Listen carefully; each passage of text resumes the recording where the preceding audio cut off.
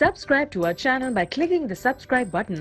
Click the bell button and enjoy the latest uploads from our channel. Hello viewers, আসসালামু আলাইকুম। আমি আওয়াল আপনাদের সবাইকে স্বাগতম জানাচ্ছি Adobe Illustrator আরেকটি নতুন এপিসোডে। বন্ধুরা, আজকের এই এপিসোডে আমরা শিখব কিভাবে একটি নতুন ডকুমেন্ট তৈরি করতে হয় এবং সেই ডকুমেন্টের কথা কি আছে না আছে তার A to Z। তো চলুন টিউটোরিয়াল শুরু করি। তো বন্ধুরা, একটা নতুন ডকুমেন্ট তৈরি করতে হলে সবার প্রথমে আমাদের যে কাজটি করতে হবে, আমাদের ফাইল অপশনে যেতে হবে। ফাইল অপশনে যাওয়ার পর সবার উপরে দেখতে পাবেন একটি নিউ অপশন দেওয়া আছে। জাস্ট আমরা এই নিউ অপশনটিতে একবার ক্লিক করব। ক্লিক করলে এরকম একটি উইন্ডোজ আসবে। তো আমি এই উইন্ডোজের কোনটাকে কি বলে আমি আপনাদের বলে দিচ্ছি। সবার উপরে দেখতে পাচ্ছেন যে একটি দেওয়া আছে যে নেম, অর্থাৎ আমরা এই যে ডকুমেন্টটি তৈরি করতেছি সেই ডকুমেন্টের নাম কি দিব সেই নামটি এখানে সিলেক্ট করে দিব। যে নামে সিলেক্ট করে দিব সেই নামে কিন্তু আমাদের ফাইলটি সেভ হবে। তারপর দেখা হচ্ছে প্রোফাইল, অর্থাৎ আমরা এই যে পেজটি তৈরি করতেছি সেটা কি হিসেবে কাজ করব। ওয়েব হিসেবে আমি এখানে বেসিক RGB দেওয়া আছে। আমি যদি এটা ক্লিক করি, ক্লিক করে দেখেন এখানে বিভিন্ন ধরনের অপশন পাবো, যে flash bleeder, web, print, device, film and web. তো আমি এখান থেকে RGBটা সিলেক্ট করে দিলাম। আপনি যে জিনিস নিয়ে কাজ করতে চান সেটা এখানে সিলেক্ট করে দিবেন। অর্থাৎ প্রিন্ট, কোনো জিনিস যদি প্রিন্ট করতে চান তাহলে এটাতে ক্লিক করবেন। ওয়েব ডিজাইন নিয়ে কাজ করতে চাইলে ওয়েবে ক্লিক করবেন। ডিভাইস, অর্থাৎ বিভিন্ন ধরনের অ্যাপ্লিকেশনে যদি ডিভাইসের জন্য কাজ করতে চান জাস্ট এখানে ক্লিক করবেন।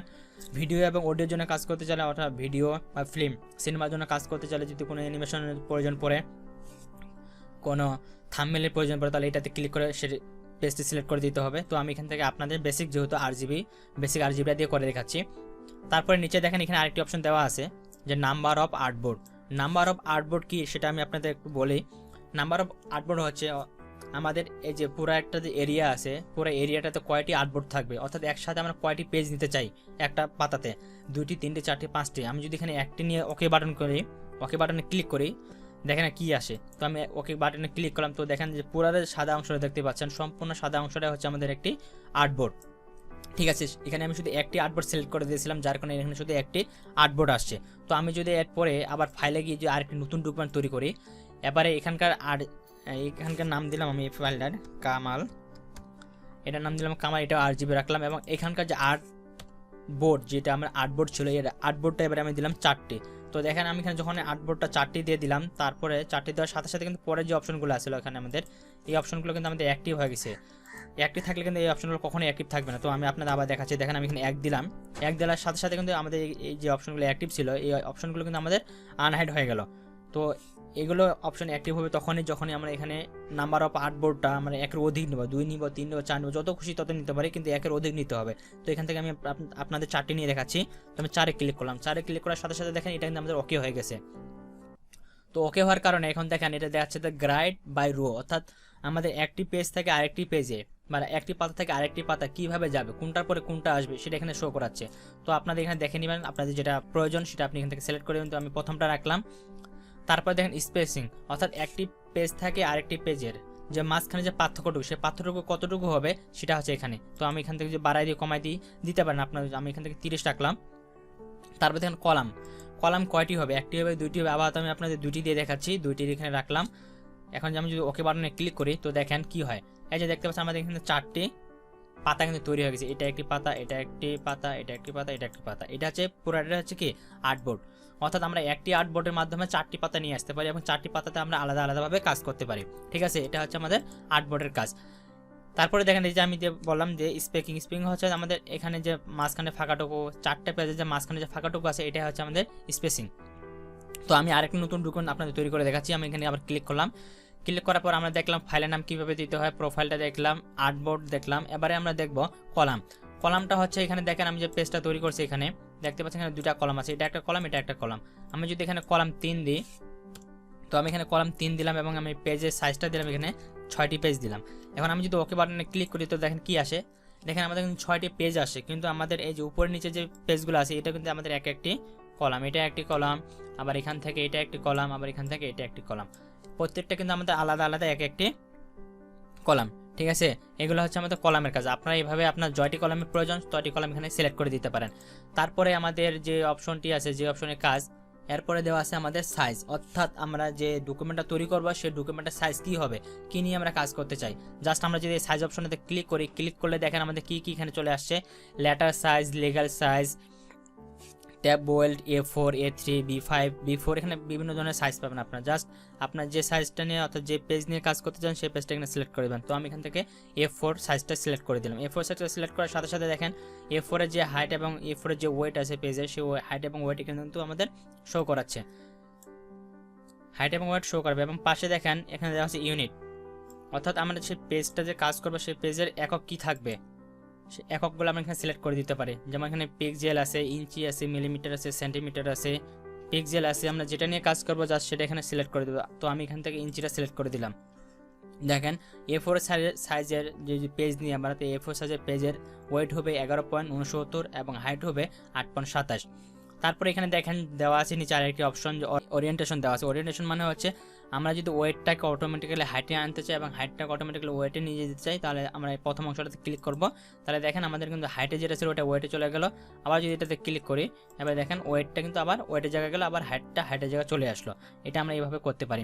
অথবা আপনারা যদি চান যে নতুন কোনো ডকুমেন্ট, এখানে আপনি চাইলে সাইজটা সেটা লিখেও দিতে পারেন। তো আমি এখানে যদি লিখে দিই 8/7 ইঞ্চি, এভাবে লিখে দিলেও কিন্তু আমাদের পেজটা অটোমেটিক্যালি চলে আসবে। তখন কিন্তু এখানে আর A4 থাকবে না, কাস্টম মানে হচ্ছে আমাদের নিজস্ব তৈরি করা জিনিস এখানে আসবে।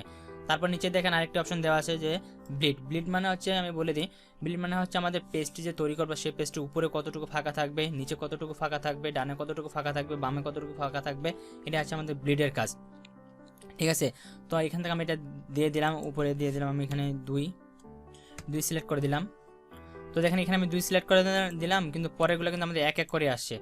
ঠিক আছে, সবগুলোই এক এক করেই আসছে, সবগুলাই এক এক করেই আসছে। তো এখান থেকে আমি যদি বাড়াই দিতে পারি, কমাই দিই, তো দেখেন আমি কিন্তু একটা বাড়াচ্ছি, সবগুলো কিন্তু অটোমেটিক্যালি বেড়েছে। আমি যেখানে 5 করে দিই, বাইরে যদি ক্লিক করি, তো দেখেন সবগুলো কিন্তু আমাদের এক হয়ে গেছে।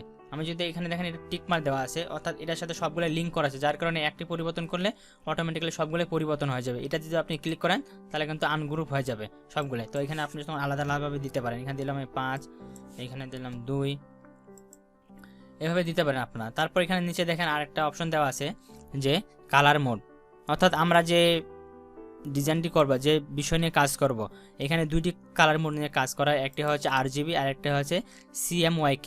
কোনটা নিয়ে কাজ করে আমি আপনাদের বলে দিচ্ছি। যদি আমরা কোনো জিনিস প্রিন্ট করার জন্য ব্যবহার করি, কোনো জিনিস যদি আমাদের প্রিন্ট করার প্রয়োজন পড়ে, তাহলে আমরা CMYK এটা নিয়ে কাজ করব। যদি কোনো জিনিস প্রিন্ট করা, আবার আমি বলতেছি, যদি কোনো জিনিস আমাদের প্রিন্ট করার প্রয়োজন পড়ে কাগজে, তাহলে আমরা CMYK নিয়ে কাজ করব। আর যদি কোনো জিনিস আমাদের প্রিন্ট করার প্রয়োজন না পড়ে, অর্থাৎ যেমন আমাদের ফেসবুক প্রোফাইল ব্যবহার করে, তারপর হচ্ছে আপনাদের ফেসবুক কভার ফটো ব্যবহার করে, এই যেগুলো প্রিন্ট দেওয়ার আমাদের প্রয়োজন হয় না, যে কাজগুলো করলে আমাদের প্রিন্টের প্রয়োজন হবে না, তার জন্য আমরা RGB নিয়ে কাজ করব। ঠিক আছে, আপনারা যে প্রজেক্ট নিয়ে কাজ করবেন সেই প্রজেক্টের কালারটা এখানে সিলেক্ট করে দিন। যদি প্রিন্ট করার প্রয়োজন হয় তাহলে CMYK নিয়ে কাজ করবেন, RGB নিয়ে যেগুলো প্রিন্ট করার প্রয়োজন হবে না সেগুলো নিয়ে কাজ করবেন। RGB নিয়ে যদি কাজ করি আমরা, তাহলে সেই জিনিসটা একটু কালারফুল হয়, জাস্ট এটুকুই। তারপর নিচেরটা দেখেন রেস্টার ইফেক্ট, এখানে আমাদের স্ক্রিনের যে রেজুলেশনটা আছে সেটা এখানে শো করাচ্ছে। তো আমি যদি এখানে ক্লিক করে দেখেন এখানে আমাদের 3 ধরনের রেজুলেশন শো করাচ্ছে। একটা হচ্ছে হাই রেজুলেশন 300 ppi, আর একটা হচ্ছে মিডিয়াম 150 ppi, আর একটা হচ্ছে স্ক্রিন 72। তো আপনারা যে কোয়ালিটি নিয়ে কাজ করতে চান সেই কোয়ালিটি নিয়ে নেবেন। আমি মনে করি যে আপনাদের এখানে হাই কোয়ালিটি দিলে ভালো মানের একটি প্রজেক্ট পাবেন, সেজন্য এখানে হাইটা সিলেক্ট করে দিবেন। নিচে দেখেন দেওয়া আছে প্রিভিউ মোড, অর্থাৎ আপনি এখানে প্রিভিউ করে দেখতে চাইলে কিভাবে দেখতে যাবেন, পিক্সেল অনুযায়ী নাকি ওভার প্রিন্ট নাকি ডিফল্ট। তো আপনাদের এটা পরিবর্তন করার দরকার নেই, জাস্ট আপনি এটা ডিফল্টে রাখবেন। এখন আমরা যদি এখান থেকে ওকে বাটনে ক্লিক করি, তাহলে দেখেন আমাদের পেজটা কিন্তু তৈরি হয়ে গেছে।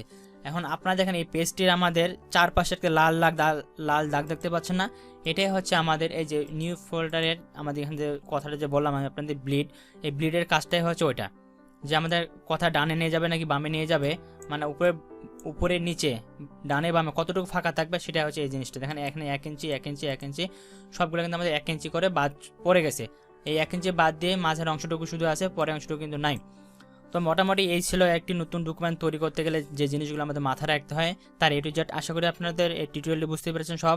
তো পরবর্তীতে আমরা আরও কিছু জিনিস নিয়ে কথা বলবো আর কাজ করব। আজকের মতো টিউটোরিয়াল এখানে শেষ করতেছি, পরবর্তীতে আরও একটি নতুন টিউটোরিয়াল দেখা হবে। সবাই ভালো থাকবেন, সুস্থ থাকবেন, আল্লাহ হাফেজ। তো বন্ধুরা এই ছিল আজকে টিউটোরিয়ালে। আশা করি আপনাদের টিউটোরিয়ালে ভালো লেগেছে। যদি টিউটোরিয়ালে ভালো লেগে থাকে এখনই ভিডিওতে লাইক করুন, কমেন্ট করে জানান কেমন হয়েছে। আর এখন পর্যন্ত যারা আপনার চ্যানেলে সাবস্ক্রাইব করেননি প্লিজ চ্যানেলটি এখন সাবস্ক্রাইব করুন পরবর্তী আপডেট সবার আগে পাওয়ার জন্য। তো সবাই ভালো থাকবেন, সুস্থ থাকবেন, দেখা হবে পরবর্তীতে আবার নতুন কোনো টিউটোরিয়ালে। আল্লাহ হাফেজ।